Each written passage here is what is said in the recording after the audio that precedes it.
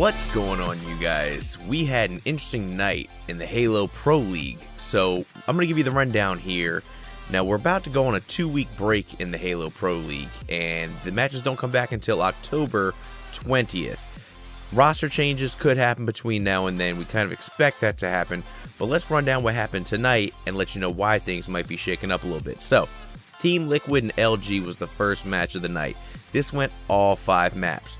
To give you the rundown, it was Fathom CTF, Rig Slayer, Rig Strongholds, Coliseum CTF, and Plaza Slayer.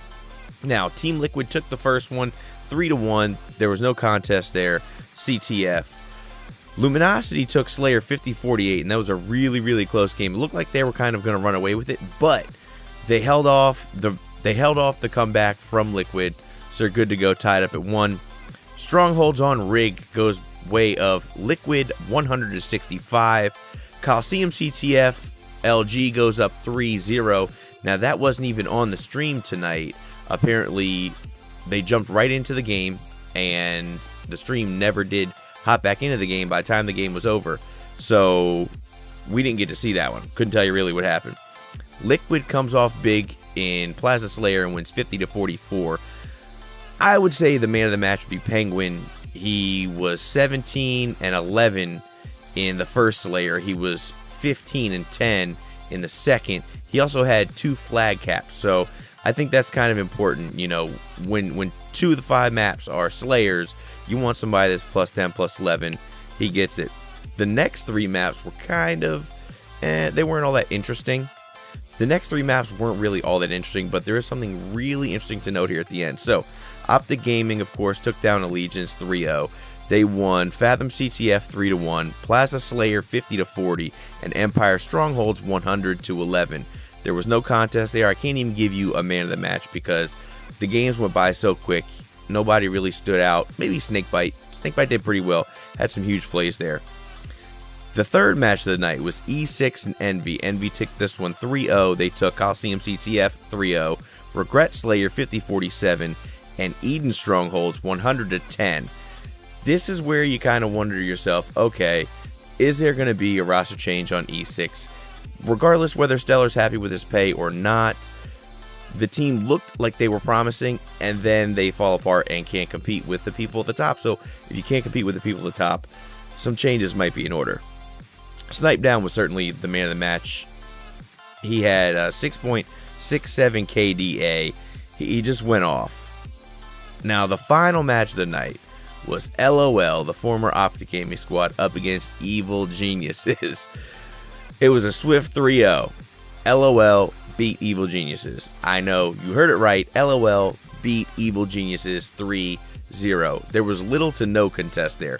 The first match was Coliseum CTF, and LOL won 3-2. It was 2-2 for a while. LOL had 2 kills, 2 waves of kills, and took the final flag in and, you know, won it, no big deal. The second game was Truth Slayer.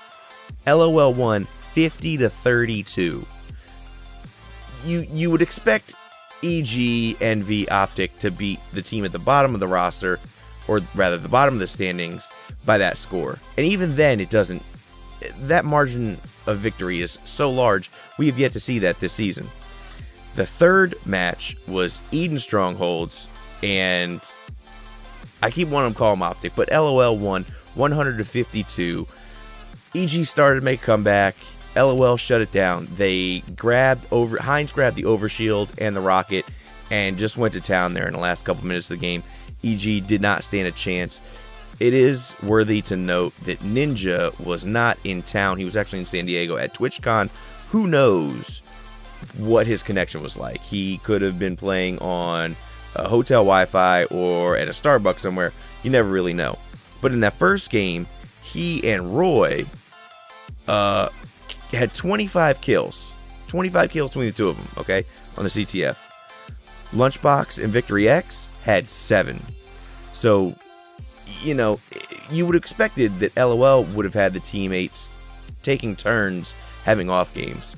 Not EG, but instead it was EG, and LOL came out and played tremendously well. They got themselves their second victory of the year. The man of that match has to be APG.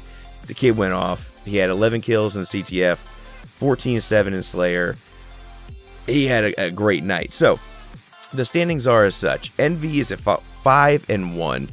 OG is at 4-2. Then we've got 4 teams at 3-3. We've got Luminosity, Liquid, Evil Geniuses, and Enigma 6. LOL comes in 7th at 2-4, and Allegiance is at the bottom at 1-5. This is the week that we thought we were going to see the teams start to separate themselves. You'd see the standings, the elites would kind of continue to win and beat the people they should win, and the people that shouldn't be winning wouldn't be winning. You would have, Luminosity, Liquid, and E6 kind of in the mix there in the middle, like fighting for that 4 spot, thinking that Envy, Optic, and Evil Geniuses would be at the top of the list there, but that's not the case. EG is right in the thick of it. This doesn't mean that after this 2 weeks, they can't gather themselves and bring it back together and finish strong, but we've got a lot of work to do in the next 2 weeks. Figure out what's going on. We've got 4 weeks left, and then we're on to finals. So it's a race to the finish right now to find out who's going to be in relegation, who's going to be in the finals, in the playoffs. I'm really excited. I hope you guys are too. 2 weeks without Halo, I think we can do it. We'll see you guys later. Peace.